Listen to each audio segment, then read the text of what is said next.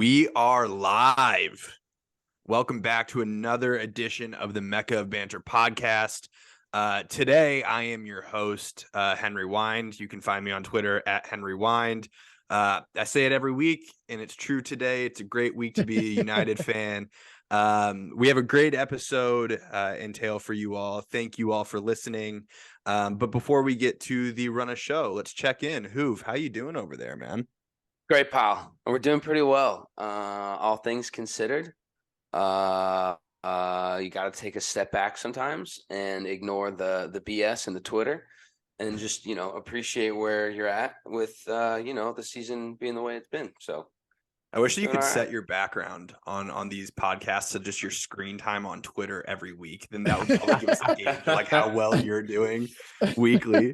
It's too much. It's toxic, but we kind of live for it. We can live for it. Yeah. It's a love-hate relationship for sure. Always has been. Even normal Twitter, man. I spend too much time on it. I just want to be famous. It's not going to happen, but not yet. We're doing our best. My friend on the other side of London, Lucas Winkleman, how you doing today? What's up, baby? What's up, baby? Here at LCW21 on Twitter. Feeling good.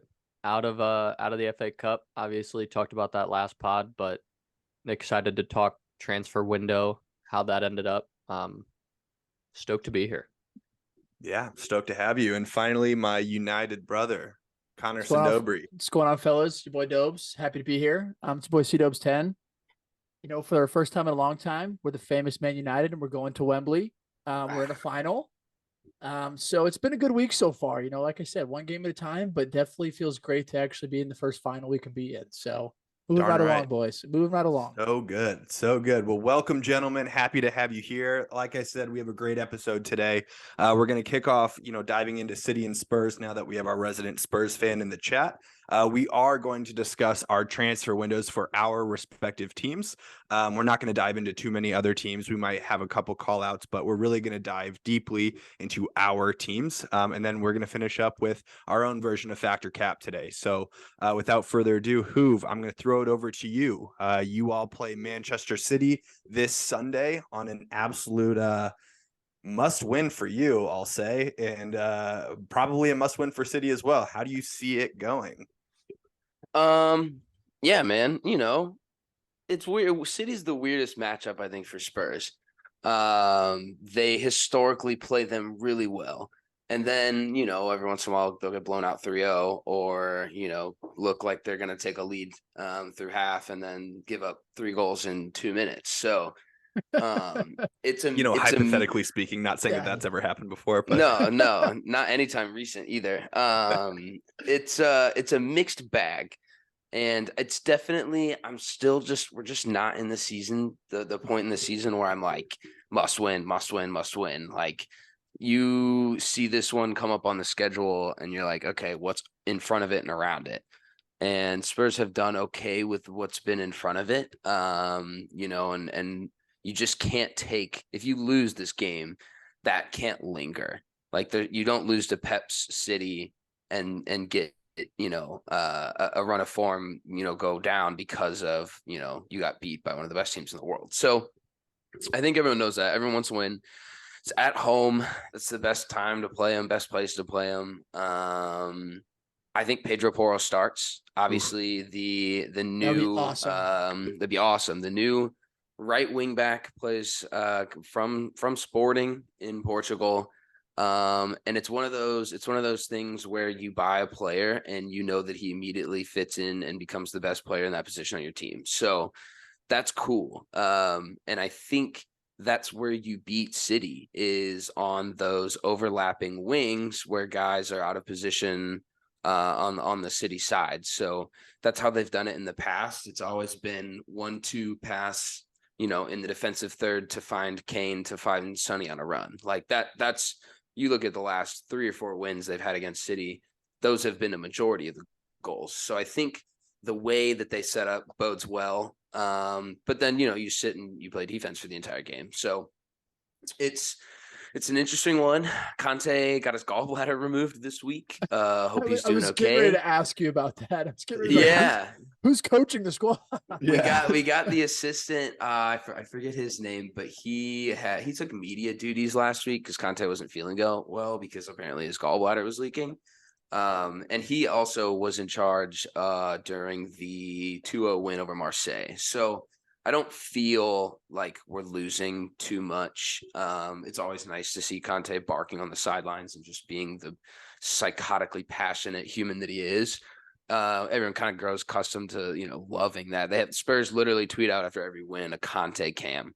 And it's a 4-minute video of him just being on the sideline. And it's must-see television every time that I get it. So that's a bummer. Guys had a rough year, but I think, you don't want to call it like a new manager bounce because it's not. But when you have an assistant in position and a sick manager who, from what I know, everyone is just in love with. They love the guy. That's a good, that's a good thing to rally around. And you win that game, you post a picture in the locker room and you send it to Conte, and that's, of course, that's that kind of win. So I don't feel that bad about it. I'm not stressed. They could beat us 3-0 and I'm still going to walk away feeling okay, the rest of the season's in front of us. So it'll be interesting. I think it's a tough matchup and it's a must win for City. So that's where the big issue is. I think that they're not in a position anymore to drop any more points.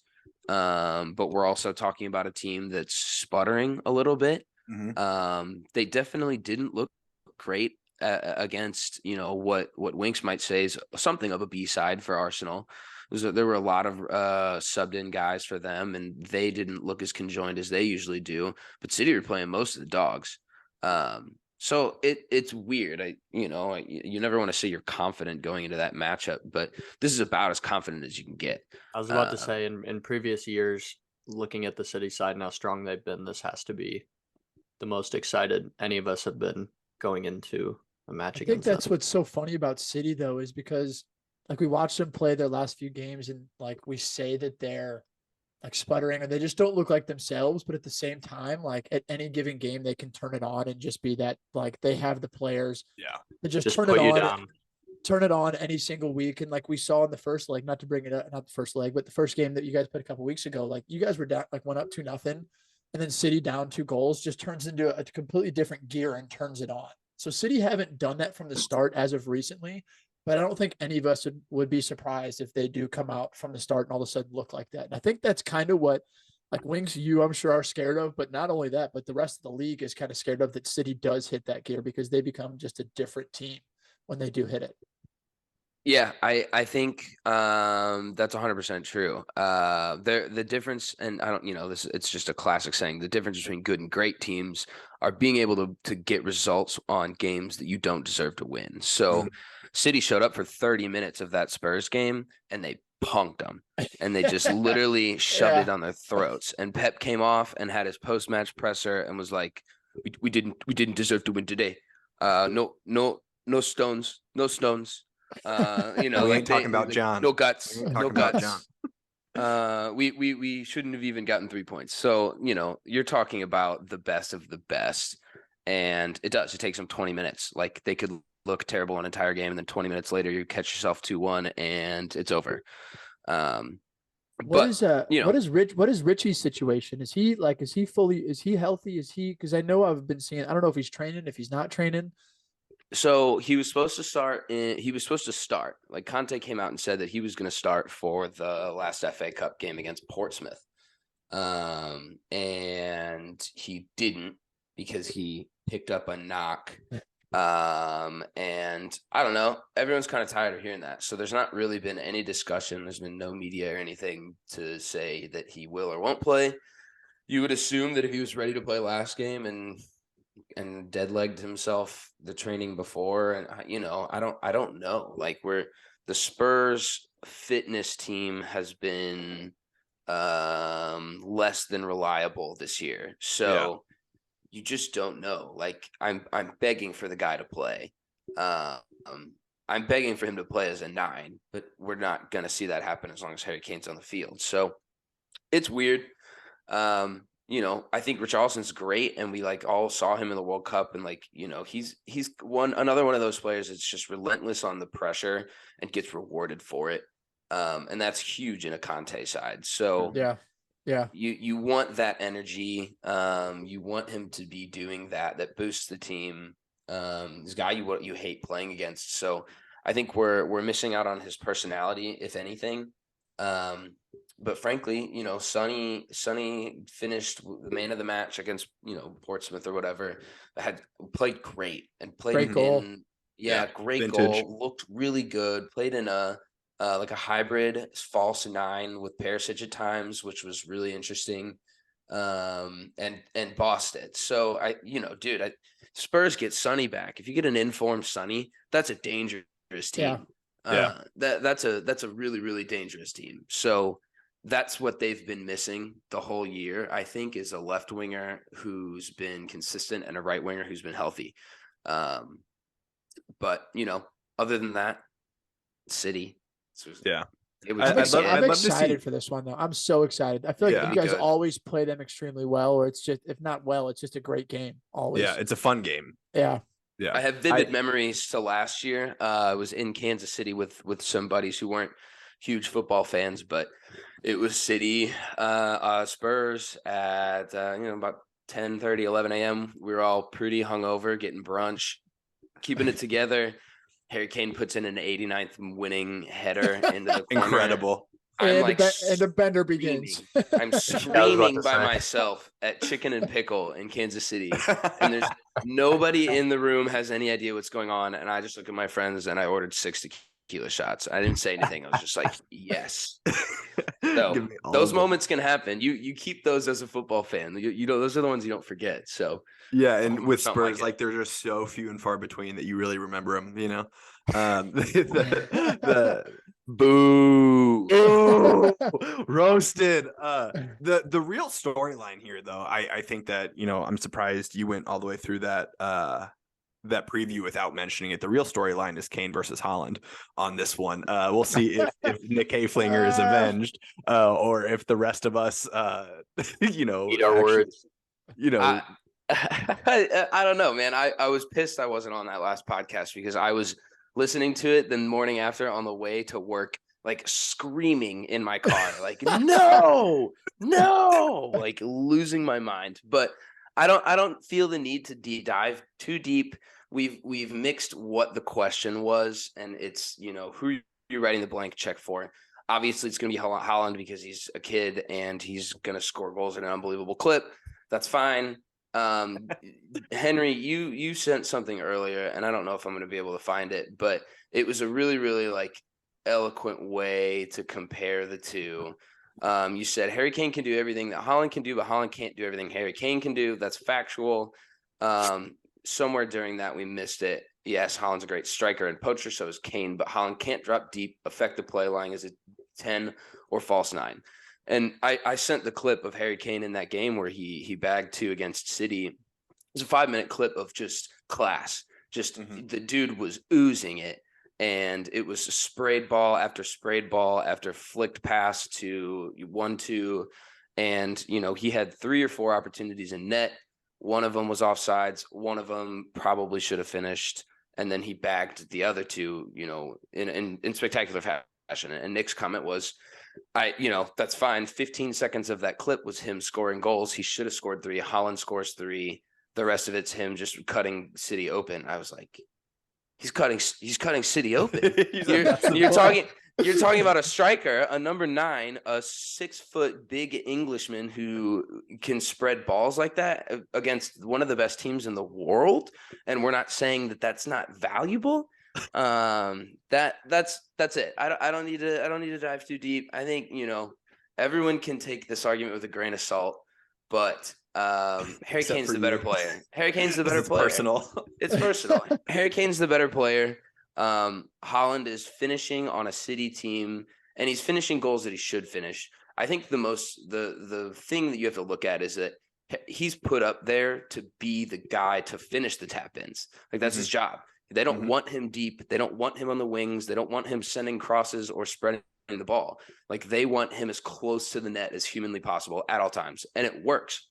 So that's what you're looking at. You ask Harry Kane to go to Man City. I still don't think he has the same year statistically as Haaland, but I think City are way better because he's going to be doing more of that. And at times when you rely on a guy up top to sit and score these tap-ins and he doesn't, he gets 7 other touches in the game and effectively, lost players. So it's the argument stuff. I said it last week. I think that's the thing that's sort of scary about Erling Haaland is like, obviously the hardest thing in football to do is like score goals, and he does it at a rate that nobody's done before. I think the thing that's scary about him is and interesting to see how he develops in his career, to see if he does end up trying to become better on the ball, because he's not somebody that's going to take the ball, run at you, like do a step over, beat you one way and score. That's just not him right now. And I think if he can add that piece to his game, if he can drop a little deeper, help combine, if he can start to pick those passes, if he can start to do all those things and really become the complete rounded striker, like he can do the hardest thing that's possible right now and score. But if he can add that other things to his game, like he has the potential to be one of the greatest, like all around strikers of all time. Like the goals are part of it. It's the adding that other elements to the game that are really scary just because he's that young already. Like, and it's nice that he is under Pep, and I know that we've said it before to develop him, but in moments against United, he tried a little bit. The second leg, he tried a little bit to drop deep, and like you could see how physically uncomfortable he was playing like on the half turn, like actually uncomfortable, didn't know how to do it, which is fine considering his age and knowing that like on the other side of that is scoring all of those goals. But right now I think Harry Kane's clear in that department. And the more I hear you talk, I mean, obviously I don't pay attention to Spurs every week like you do, Hoof, but the more I hear you talk, the more I'm just so surprised that, well, on one hand, I'm not surprised because it's Conte, but I'm surprised that like no one has tried the formation of like just having like, Richie be that 9 and Kane play the 10 role. It's not like you guys have like a world-class Cam who's like out there in the 10 position, playing that position like week in, week out. I think you just give Kane that freedom to float like up top, and like Kevin De Bruyne last year, where he would just find himself. Dobes, you brought it up last year, or you brought it up last week, but like Kevin De Bruyne would find himself in the 9 position all the time last year, even though he was playing a Cam. I just think that would be Harry Kane's bread and butter, and if Conte would ever get out of his rigidity, I think that'd be dangerous. But that's just me. Yeah, I'm with you. And then you have to kind of look at the math on it. So what you've got to keep Son on the field. You've got to keep Kulusevski on the field. Harry Kane and Charleston playing together is great, ideally. So that either means you lose a guy on the midfield side because Conte refuses to switch out of the back 5, which I think is fine. If that's your system, that's your system. But he won't play a back 4 ever, I don't think. And that's the issue. So you're pulling Bentancur or Højbjerg, who mostly provide defensive cover in a counterattacking team that's, mildly important. But I agree completely that, you have to switch formations. And I think sometimes that's another thing that cuts teams apart is when something's not working, you change it. Statistically, Spurs are 5th, right? Like something is kind of working. Yeah. But when it doesn't, when things fall apart, when they go down, sometimes it just you can't keep, what's the definition of insanity is doing the same thing over and over and expecting a different result. So sometimes that's what you peg yourself with a Conte guy. And so his inter team did what Pep's team does now, and that's win games when you don't deserve it. Like they won the Serie A because they were getting scruffy 1-0 results. And I just don't know if the Premier League's the league where you can do that and expect to win titles. I think it works in hindsight, but a little bit Leeds-esque and Bielsa ball to the point of you just get beat down over and over and over, and then you start to lose guys. Like his regiment hasn't lasted more than 3 years in any other club for a reason. But within those 3 years, it was great. So it's interesting. We'll see how it goes this weekend, but sure will. We're gonna transition now, gentlemen, into our transfer portion, and here's how we're gonna go. We're gonna start off with you, Lucas. We're gonna hear about Arsenal, then we're gonna hear about Spurs, and finally we'll end with United. What I want from each of you is I want the grade. I want the grade that you give your club's transfer window, A, B, C, D, or F. why, and then don't forget to recap who you actually signed, what they bring to the team, etc. So Winks, start us off with the grade, who you signed and why. Floor is yours. Yeah, and it's giving a grade is tough sometimes because there's different ways to look at it, right? Like how much money you spent overall, how many big name players you got, or whether or not your team signed players to meet a certain need. So from the perspective of signing big name, high value players, I think B is appropriate. But with what we needed, I'm going to give us a B plus or an A. We spent $58 million on 3 players with the intention of depth, and more depth. I think Arteta articulated it well in an interview, and I'll just echo it. There was no reason to disrupt our starting 11. Everybody's obviously meshing well. We're doing really well in the Premier League right now. So there was, although we were going after Mudryk, there wasn't, aside from him, there wasn't a huge need for us to sign someone that was going to come in aside from that striker position and start in the starting 11. Now that since the new year started, Nketiah is in incredible form, and maybe it's somebody that's meshing well enough that we don't necessarily need to replace until Gabby Jesus comes back. But with that being said, I'll give us a B plus or an A on the objective that we needed to sign depth on our team. So like I said, we signed 3 guys. Starting off with the first guy we signed, we all know him well, 28-year-old Belgian forward from Brighton, Leandro Trossard. I think that because of all 3 of these players' potential, or actually rather because of the potential of a lot of these young players that are signing for tons of money in the Prem, mostly going to Chelsea, it's exciting to sign those young, expensive players. But with Trossard, we've talked about it before. We know what we're getting. We've got now expensive and young players in Bukayo Saka, Martin Odegaard, Gabriel Martinelli. So it makes much more sense tactically to sign depth here, and we understand that we're getting a ready now player. And from what we've seen already, he looks like he's been playing for Arsenal for years, to be honest, coming in late in the United game and then playing a good chunk of minutes against Manchester City. Not to say that we still shouldn't look at younger talent, but we signed him for 3.5 years, and he clearly fits right in and is super versatile. He can play anywhere on the left. We saw him, like I said, sub for Martinelli against United and start there against City, but he can also be used as a 9, I feel like, in Odegaard's position. We've seen him float there several times for Brighton throughout the season and throughout last year. So I'm a huge fan of his. He's always been really fun to watch, and I'm excited that we're getting him in his late prime. So number 1. Number 2, Jakub Kiwior, $20 million, 22-year-old Polish center back from Spezia. He's essentially the left-footed Ben White. He's 6'2", versatile at the back, and like many was that meant to be an insult? Right, that was an insult, right? No. 20 million, way too much. God, yeah, dang. wasn't Ben White like 70 million? Yeah, so 20 mils, 20 mils a bargain, but they evaluated that after a couple seasons. They said never again. Damn, that English tax is so crazy, bro. It's wild. So crazy. But he's I actually really like this kid. Looking more into him, I obviously didn't know a lot about him.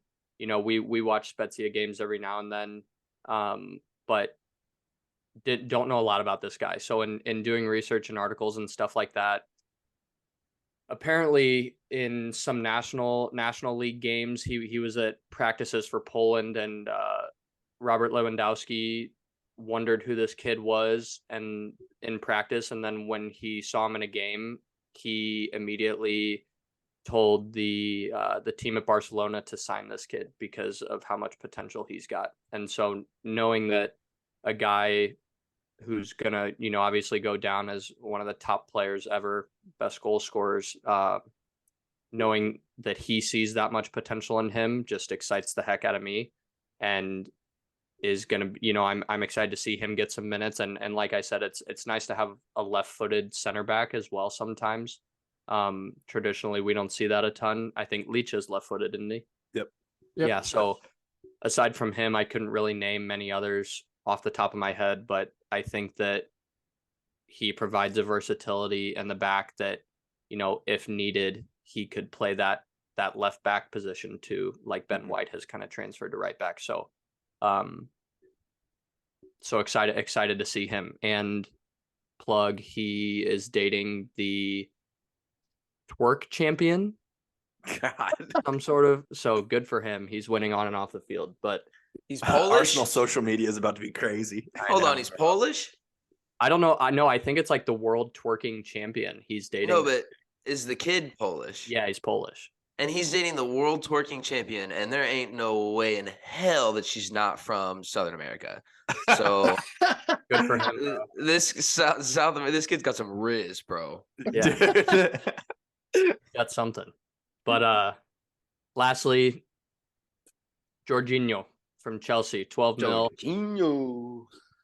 Kind of came out of nowhere. I think that when we first heard rumors about it, I at least was like, yeah, this for sure isn't going to happen. Didn't think too much about it. I kind of wrote it off immediately because we had been going after Caicedo and some younger guys. And so when that came through and I saw 12 million and I thought about it more, the important thing that I wanted to get across was that he's not a replacement for Thomas Partey. Again, it's depth. He's a replacement for Mohamed El Neni, the Egyptian king. So was he my first choice? No. But again, Arteta focusing on depth will allow us to go after Declan Rice or Tielemans or someone else in the summer. We signed Jorginho for 1.5 years. And I think that he brings a very high soccer IQ and title experience to our locker room. He's played in a very boring Chelsea side system the last few years, and that we've talked about several times has kind of been without an identity. Mm-hmm. And he's been a little injury prone, but we'll see how he meshes into our system. I think this could be a bit of a career revitalization, if you will, for him for the 1.5 years that we signed him coming into this team of young guys. And I think I sent the tweet to the Mecca, but Cucurella and I think a few other guys too even said that he's the smartest soccer player on Chelsea before realizing that he wasn't on Chelsea anymore. So I think that all of that combined is something that a lot of these players are looking at their first title run in their career because they're all so young, right? So I hope that he provides a lot in the locker room. And I know that Thomas Partey's not going to be able to play every minute the rest of the season either. So granted, we don't have as many games as, United does. Good for you guys, but thanks, man. But I'm more excited than I was when I first heard the rumors.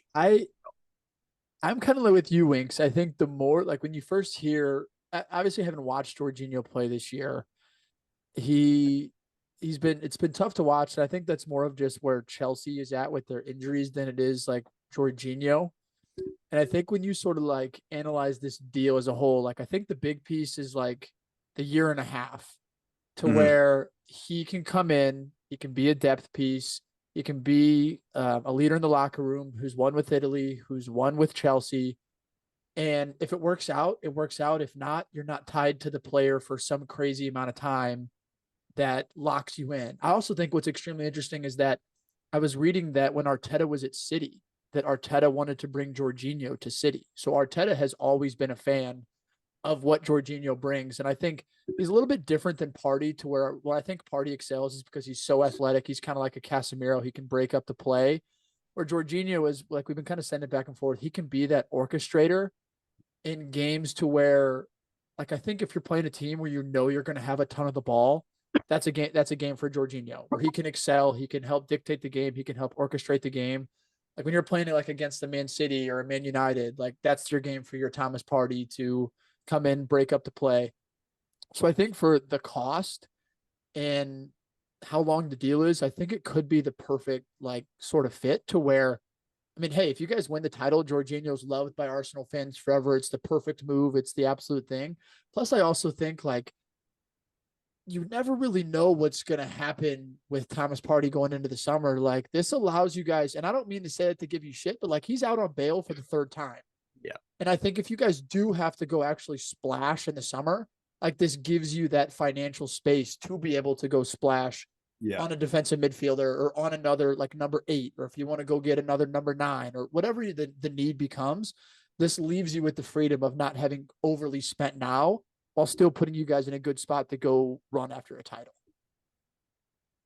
Dude, Prison FC is gonna look crazy with Gylfi Sigurdsson too, bro. That's gonna be a hard ass team. Well, Winks, one of the things that I want to call out, I don't know if I disagree at all with your grades. I would love if my club signed 3 players, legitimately. I would love that. That'd be so sick. The one thing that I'd be curious about, because like we went through it, Dobes and I went through it in the summer.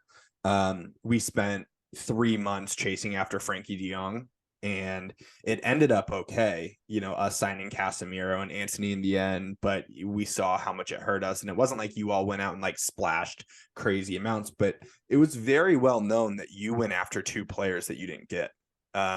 You went after Mudryk and you went after Caicedo. Very public bids, very like everyone knew about it, and you didn't get it. And so does that influence the grade at all? Does that, like, because to me, like, I would look at that as like 2 of the top prospects that you all had going into the window, and you didn't get either one. So that for me would be like maybe taking it down a little bit. What are your thoughts? And that's kind of what I was talking about at the beginning, when there's a lot of different ways to look at it. High value, how much money you spent, and I think that's for sure what separated it. Obviously being tied down to somebody for that much money for that long is tough to stomach sometimes, especially when you don't have, oil money or anything like that to back it up, and go and buy somebody else if you need to. Must be nice. But I think we all know that feeling. But, yeah. But yeah, I think that was a difference from an A+ to a B+. But again, stoked with who we got, and obviously we haven't seen Kiwi or Jorginho play yet, so too early to tell. The Trossard move it's kind of like you said, is Prem proven. You don't have to like have, there's no time for him to adapt. And truthfully, like when you're going after a title, you don't have time to bring in a player and say, hey, adapt to the Prem. Like Mudryk may end up being an amazing player, like a top 10 player in the Prem, worth his 100 million. But at the same time, that is a risk. And for that price tag, that like, I think it was smart for Arsenal, whether they did bid extremely high and just not get him. I almost think that Trossard, for going to win a title now, is almost a better move versus Mudryk in the long term. He could be a better move in the long term, but I think Trossard, having seen what he brought to Brighton this year, like 6 months ago, like I just think it's smarter just in terms of the whole goal this year's title. And I think he gives you the best shot. Yeah, I don't think that Prem proven signings are talked about enough with all of these. Definitely not. With all of these 18, 19, 20-year-old $100 million players. So for sure. Yeah, I meant to kick off this whole segment with bringing in this I don't even want to say fact, but just this piece of information.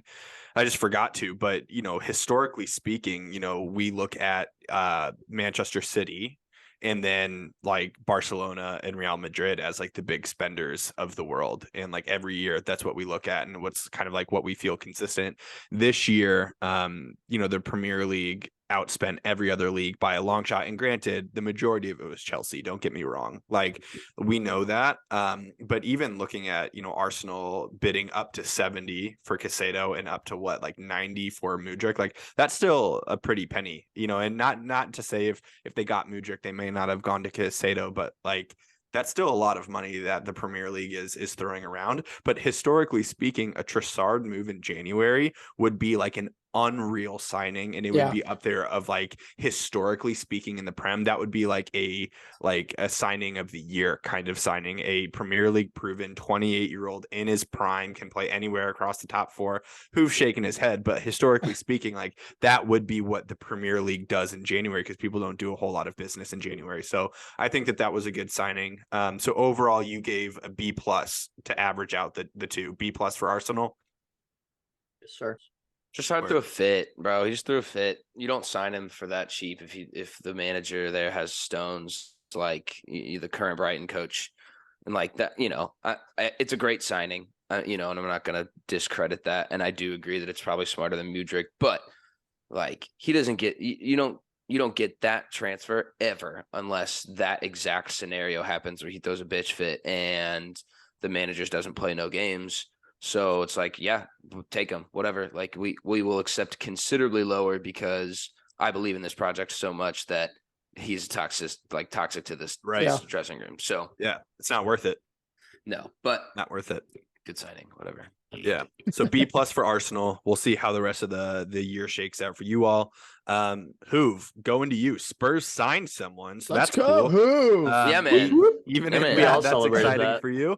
Yeah. You know, so give us your thoughts. I want the grade, I want the players, and your thoughts.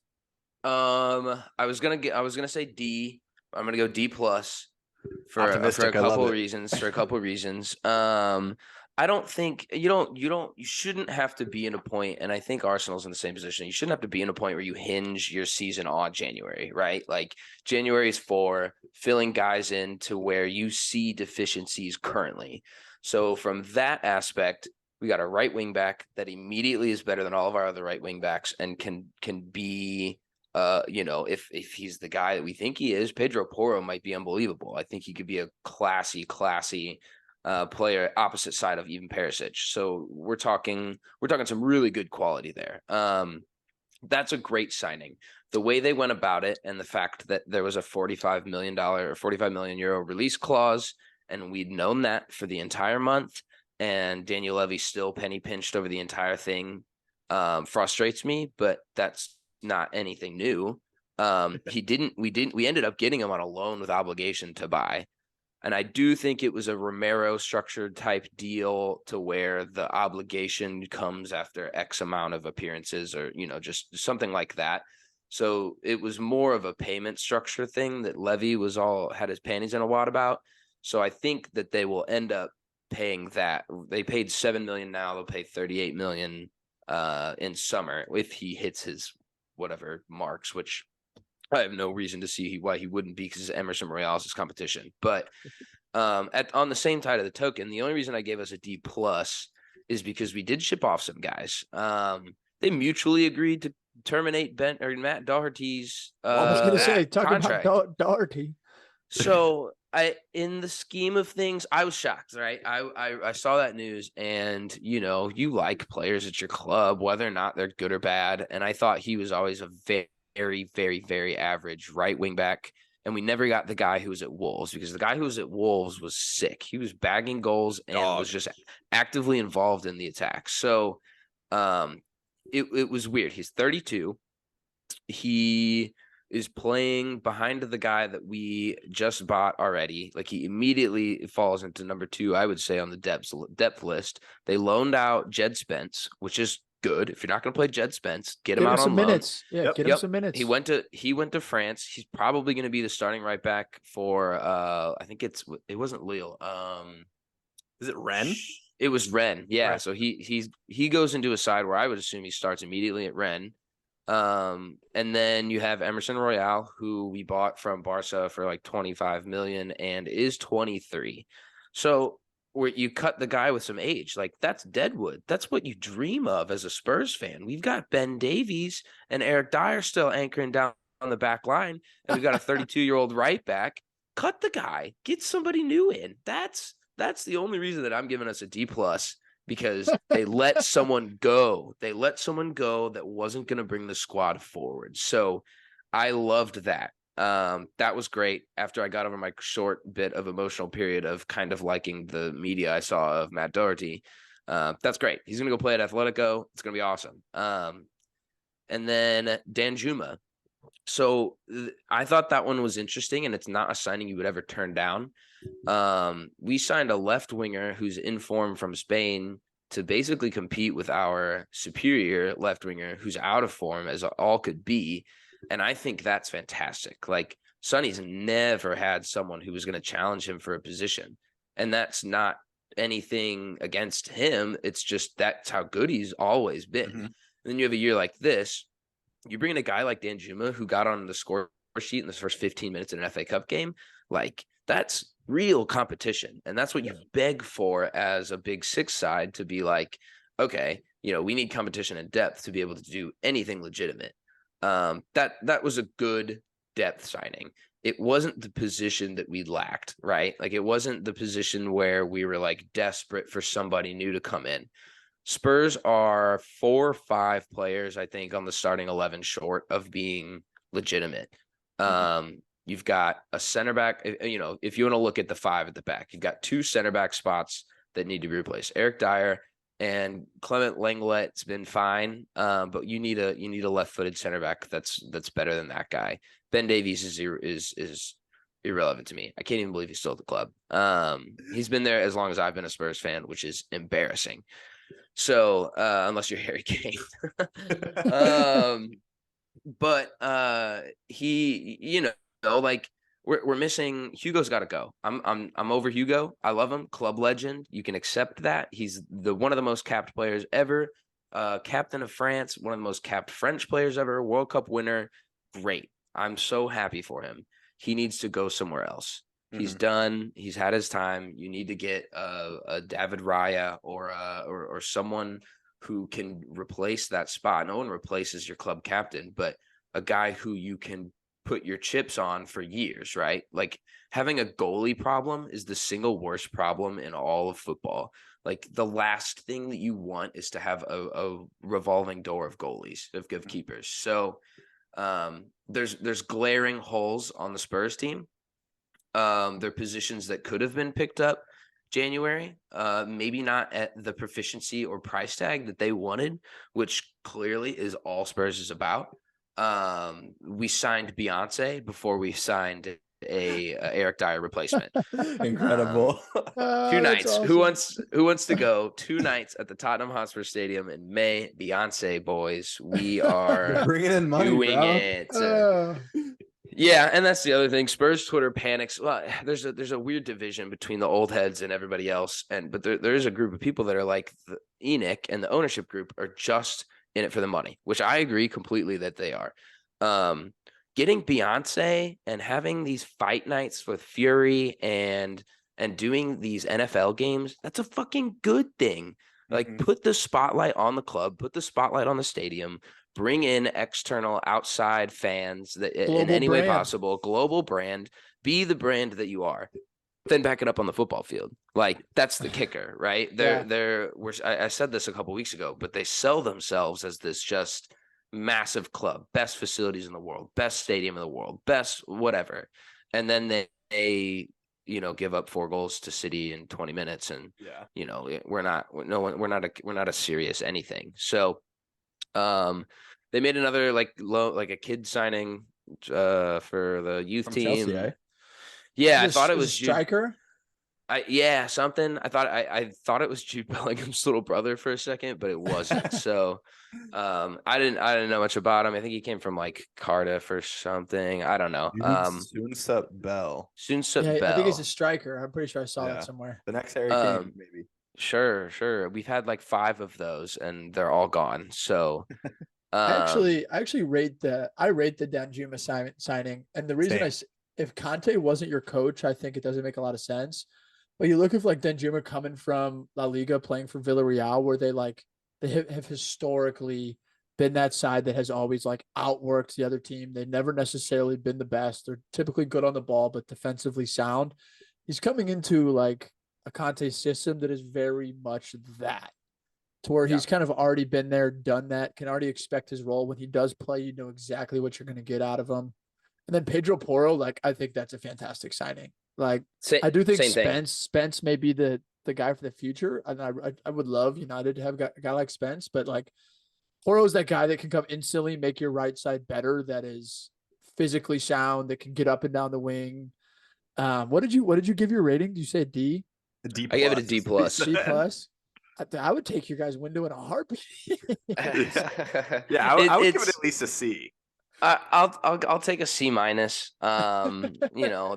There weren't as many movement. Like Conte says in the media, he's the club and himself have different visions. If Conte was in charge of those signings, we're talking about a completely different window. Yeah. So I think Pedro Porro, you're right, and Pedro Porro, I think, comes from the exact same type of team in Sporting that does that and does it really, really well. So you're talking about 2 guys that fit in immediately in systems that work. And Poro more so, he's going to be expected immediately to be that guy.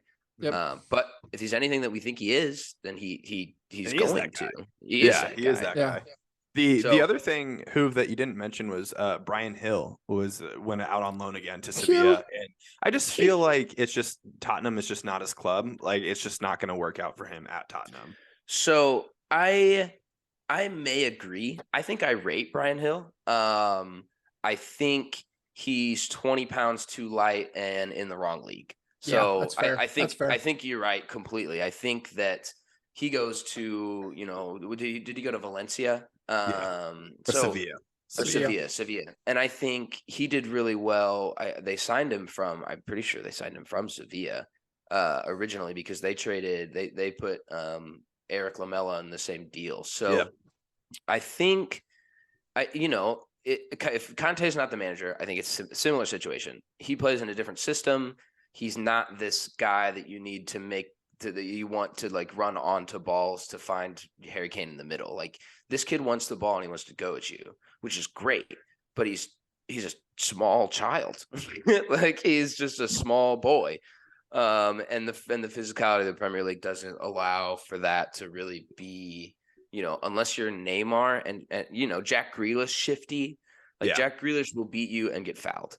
And Brian Hill showed moments of that. And I think that's his route and his path. Yeah. But you also just can't get manhandled off the ball every third time that you get it. So you also have to be a crazy smart player. I don't know why, but Juan Mata is coming to mind all day today. Like just, thinking of him as a player, he's so small, little magician, but like he's not going to be the guy that's going to try to beat you off the dribble every single time. Yeah. He pops up in the spaces that he needs to, and he runs the field. Like you don't need to be like a super huge guy, but you have to be so smart. So if Brian Hill isn't going to get smarter as a player, then it's going to be really difficult for him to continue to like grow as a Premier League player. He might be better suited for Spain if that's the case.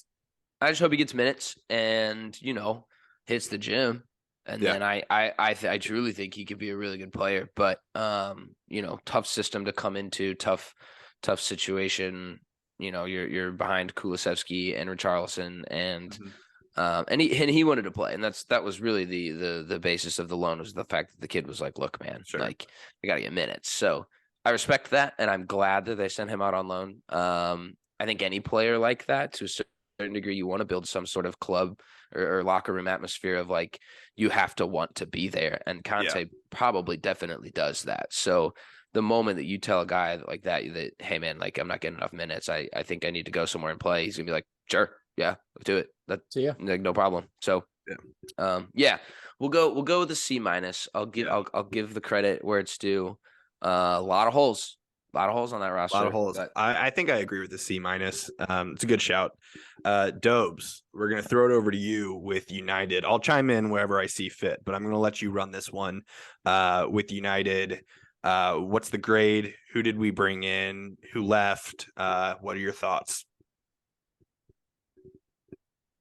This is tough because this is like, I could sit here for an hour and talk to you guys about like our transfer situation. Grade, just to start, I'll give it like, I'm kind of with Hoove. I'll give it like a D+ or like a C-. Players we brought in, obviously you guys can see my background. We brought in Wake Horse, who's already played a few games. We brought him in earlier.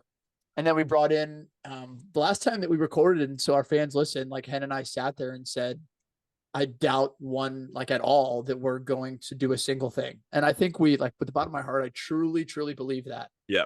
And then it came out early Tuesday morning, Christian Eriksen, fuck Andy Carroll, Christian Eriksen out until early May or late April.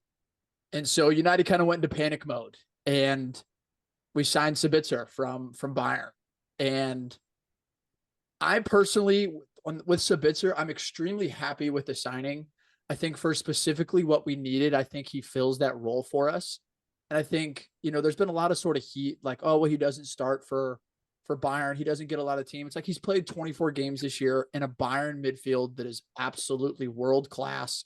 And so I think for our role, like, I think that he's exactly what we need. And I think losing Christian Eriksen is an absolutely massive, just because within Ten Hag's system this year, Eriksen has been the player that's played more minutes than anybody else on the team.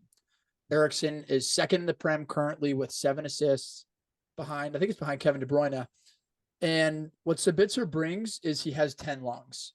He's that guy that he's a workhorse. He can play the 8, he can play the 10, he can play the 6, he can play all 3 of those roles. And I think the Sabitzer signing has that Ten Hag stamp on it, because I think you've seen United in the past to where we've made these sort of last ditch signings or signings that we've needed, and they've never made sense. Like we talked last week about about a Gallo, how we brought him in, kind of didn't really make sense.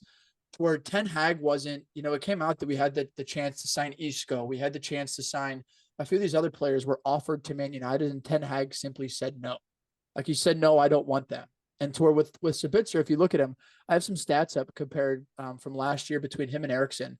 If you look at passes per game, Eriksen 55, Sabitzer 65. If you look at passing accuracy, Eriksen 82, Sabitzer 84. If you look at final third passes, they're both tied at 20. Chances created per game, 2 for Eriksen, 1 for Sabitzer. Touches per game, 71 for Eriksen, 83 for Sabitzer.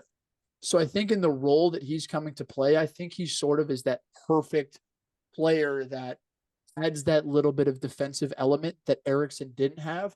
All at the same time, if you go look at some Sabitzer highlights, he scores those worldies. He's willing to get in. He's willing to get forward. I think the reason I'm giving us a D- or a D or C- is because we didn't do enough. Sabitzer replaces Eriksen, but if you guys remember, Donny van de Beek is out for the entire season. He's done. He's not coming back, and we didn't replace him. Currently right now, before Sabitzer, our only healthy midfielders were Casemiro, Bruno Fernandes, and Fred. That was it. And then young guys. So outside of that, it was we didn't replace Donny. We replaced Eriksen, but at the same time, it's we didn't do enough to where we're giving Ten Hag that ammo to go on and win things this year. Unfortunately or fortunately, however you want to look at it, we're playing more games currently than any other team in the Prem. And we're relying on 3 guys who are workhorses that if one more person gets hurt, we're kind of screwed. Mm-hmm. If Casemiro gets hurt, hey, Sabitzer, welcome to our number 6 role. That's your job, man. And so I think that's I'm happy that we got him, and I think he's the perfect fit, and I think he's a Ten Hag signing. But I just don't think that we backed him enough. I think the also interesting point is if it didn't come out during January that Eriksen was hurt, there is no shot in hell that we're making a single signing. Yeah. We only signed a single player Sabitzer because Eriksen came out and he was hurt till April. And I think that's the issue you currently have with the Man United board is that obviously the Glazers are going to sell, but that's the issue you have is that we needed a player, whether we got Sabitzer or not, even if Eriksen is healthy, and we still chose not to until it came out that he was hurt.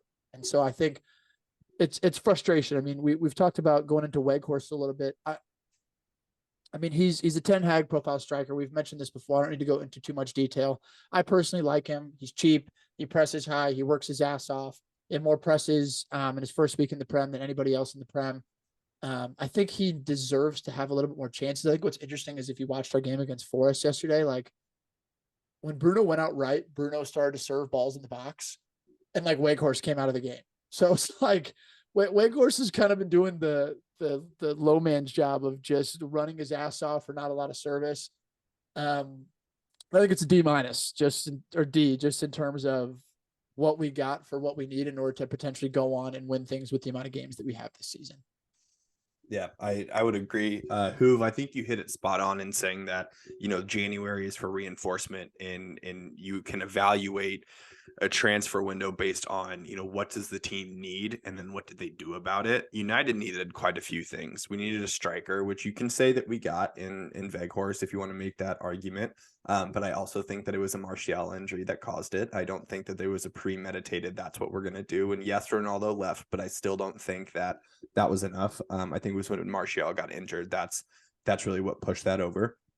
And then we needed a right back. We still do. Delo's not fully back yet. And he started training today, which is good news. We've been relying on Wan-Bissaka, but you can't run one position deep or one guy deep on the depth chart, which apparently is the same logic we're applying for our midfield, which is just one level deep in every position. So, I also give it, a D. I'm pretty comfortable with a D. I think the other aspect of the transfer window that we haven't really talked about yet in any of our teams, but timing of transfers also matters to me. Like if you would have told me that like week 1 of the transfer window, we went out and got Veghorst and Sabitzer, I'd be like, fuck yeah. Like, that's great. That's awesome. But waiting all the way until the very last day at the nth hour to get Sabitzer just looks at like a panic signing. And then, he's not ready for, yesterday's game. And then hopefully he's ready this weekend, but we don't even know if that's the case with his visas and, getting settled into the system. So, I think that's also part of the problem, not getting things done quicker. We've talked about this with the Glazers for years and years and years, just having problems on problems with transfers.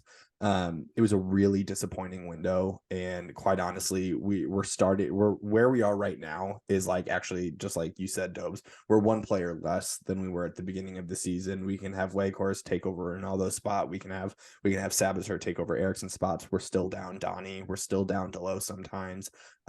So like, we didn't do our job of reinforcement in January, and that's super disappointing. I hate to keep bringing it up, but you did as well. But we're still in four competitions, 3 if you don't want to count the Premier League, but we still want to finish top 4 in that. We have a lot of games ahead of us, and we do not have the squad for it. That's a dangerous thing. Yeah, the frustration, like you said it, it's like, if you look at the summer and how United does deals, it took us how long to get an Anthony deal done? It took us months. It took us 3.5 months to get a deal done with Ajax. And then we do a Sabitzer signing in 12 hours. Yeah. Like, none of it adds up to where, like, the people that they're making these decisions are incompetent. They're not good at their jobs. They don't know what they're doing. Like, sure, credit for making this happen, but at the same time, like, if United's going to pay Bayern and this guy's not really in the starting 11 for Bayern, they're not going to lose in that much. Like, of course, Bayern's going to give him to us. I think the last point I'll make, and it's going to sound like that cliche thing that you've heard people say, but like, I'm treating Jadon Sancho as like a new signing in January. Like, I truthfully am. Like, it's very cliche, and obviously you hate to sort of like compare that, because obviously he's been at United. He didn't start the season though. He's been with us forever. But like, at the same time, like, him coming back and playing Wednesday and playing as the 10 and coming and getting minutes, like, we need that competition. Like, I'm not even going to get into Anthony, but like, the rotation that we can have now between Rashford playing through the middle, Sancho playing through the left, Sancho potentially playing on the right, and also if he can get back to a world-class level, like, that's just another body that is a dimension that we haven't had. And I think that him coming back into the side now, you have to give the club like so much credit for how they handled it, because it's been the most difficult situation. And I think we're extremely fortunate that he doesn't come into the side in a situation where, like, he has to come in and perform instantly. Like, United's rolling. Like, we're winning games. We're playing well. We're playing beautiful football. So we can ease him back into our side and let him sort of get in his groove again, versus him having to come instantly and perform. Hey, you mentioned it, and now I have to say it. You're treating Jadon Sancho like a new signing. You guys just got another new signing, right?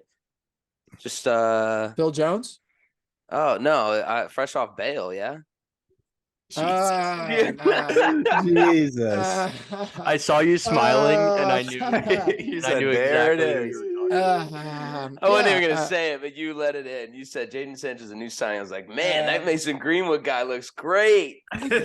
Jesus, man. So yeah, it came out today. Greenwood is acquitted of all charges. I mean, I don't think anything other needs. I didn't mean to to put this. I didn't mean to put this conversation on you, but no, I don't. I think the only way to approach it is there's never a dull week at Manchester United. Like, there's never a dull week. I think United as a club has some big decisions to make with how they handle his situation. And I think the last thing that an Eric Ten Hag needs is, if you look at from the start of the season, he dealt with a shitty transfer window. He dealt with a Cristiano Ronaldo. He dealt with a World Cup. He dealt with a Jadon Sancho. And now he has to deal with a Mason Greenwood situation. And he still has us playing like beautiful football, to where, like, I think that's the biggest thing is I said it to you guys this morning. Like, it's very tough to give a take on it without knowing everything that's going on internally. What, like, all we've heard is the tweets and stuff.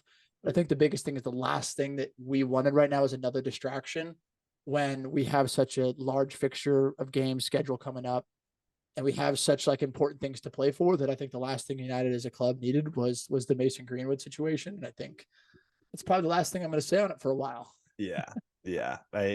the club came out today and just said that now that the investigation has come to an end, they're going to handle it internally the way that they see fit, which is it's a incredibly vague, but lose-lose. It's a lose-lose. it's pretty much all situation. that you Yeah. can do in that situation. But overall, I think a C, a D. I'll give it a D plus. Honestly, I think I'll rule ours It's like together. great in grades. It's like D minus. Yeah, D plus. Yeah. I mean, at that point, you're just pretty much failing, Yeah. So the one team that we will not touch on, as a group here today, because Chelsea is who we won't touch on, but that's because we're going to be releasing a new segment of this podcast starting next week.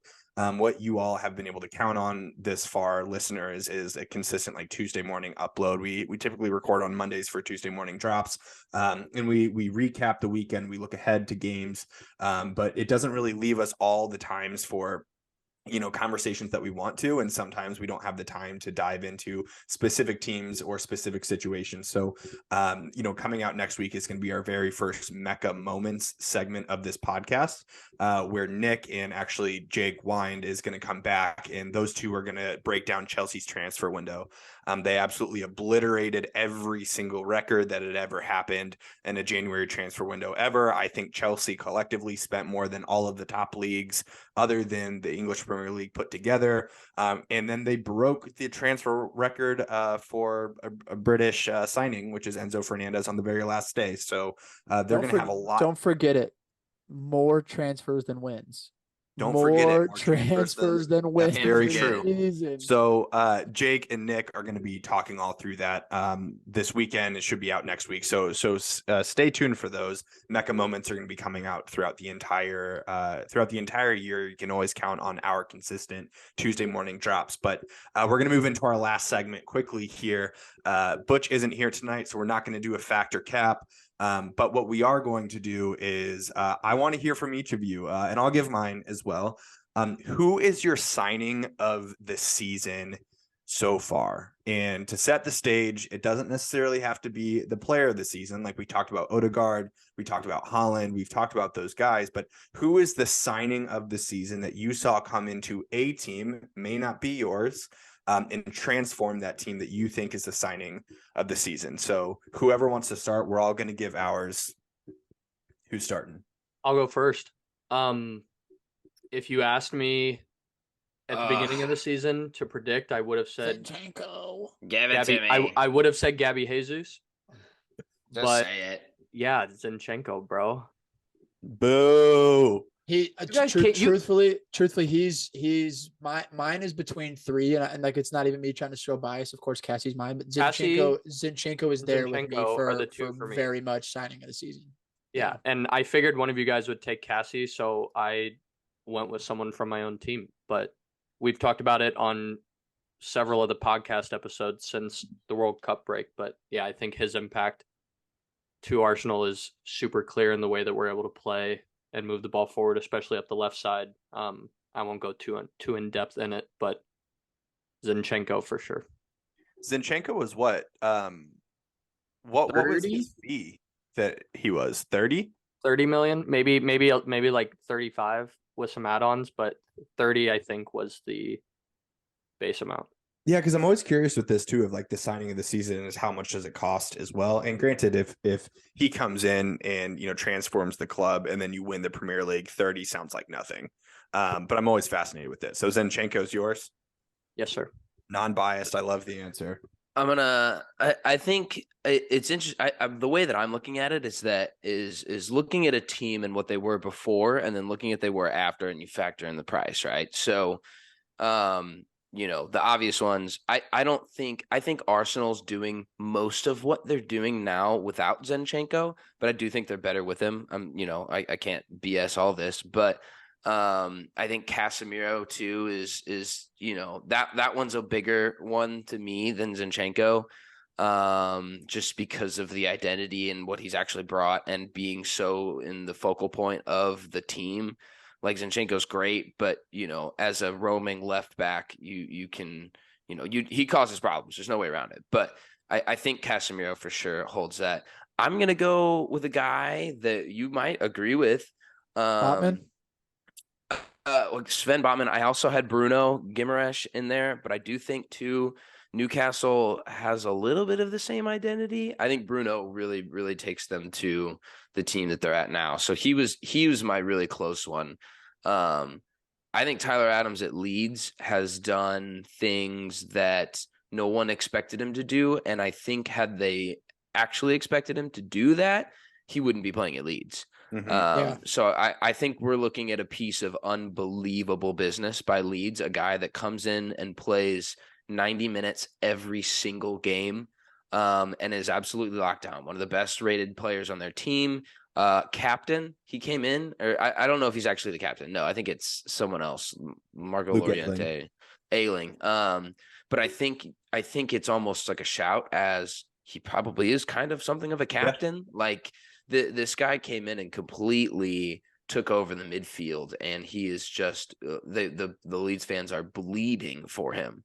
I think if someone else wants to take a bigger risk on him and a bigger team, he goes in and does the exact same thing at any of the other teams. I'm with you. So I think you can also track a little bit of this transfer of the season as they're going to catch a bag for that kid, and he's going to save them from relegation. So I think that's you want to look at the team before and the team after. Leeds scraped above the relegation zone last year on some last minute heroics that were absolutely unbelievable, but they came into this season looking like most of the same Leeds plus Aronson plus Tyler. Yep. Somerville, they made another, like Noto. This kid's an unreal. Like they've made some really, really good business decisions. But I think when you look at the body of the team that plays week in, week out, Tyler Adams has just been insane. Yeah. It's a great shout. That's great. I refuse to say Casemiro or Zinchenko. So continue. It's so funny because I've listened to so many other podcasts and just listened to people talk about this, and I've gone like a million different directions. Like I could see Botman for Newcastle like getting a shout. Like they have the best defensive record out of anybody in the Premier League. They're in the top 4. Nobody expected that of them. I could see Cassie. I mean, I think he'd probably be mine if I had to absolutely pick, just because of what he's done compared to the position, the mentality that he's changed. Like if you look at the stats compared to Rodri, Rice, Partey, Fabinho, all the guys, like Cassie does everything they can do, but he also has 4 goals and 5 assists this year. Like people are downplaying the aspect of what a center defensive midfielder has brought to United. I think you also have to toss Haaland in there. Like, I mean, he's the what he's doing in the Prem is outrageous. I mean, City is not as great. So, but I think at the end of the season, if City comes back and wins the league, like Haaland will be your signing of the season. Like you just kind of go through these different teams of like, I think the one that people aren't thinking of and is extremely important to me, it's such a shame that he got hurt, but up until this point, it's Christian Eriksen. Yep. Like the guy has played the most minutes out of gag me. Fucking gag me. But on a free. Like you look at the price tag. Yeah, bro. I know. On a free. He came to United. He came to United on a free. He's second in the Premier League in assists. He's played the most minutes. He's been absolutely integral into how we've played. If I had to pick, it'd be Casemiro, but it's not it's not just bias. It's just at this point, it's so hard because Zinchenko, the mentality thing, what he brings as a winner to Arsenal, like it's so tough to judge based at this moment. Like I'll probably go Cassie just because of the drastic dynamic that we've changed from the worst United team in the last decade last year to just adding a defensive midfielder and what he brings to our back 6. But I think it's very tough. There's so many players this year that have drastically changed the way that their teams play.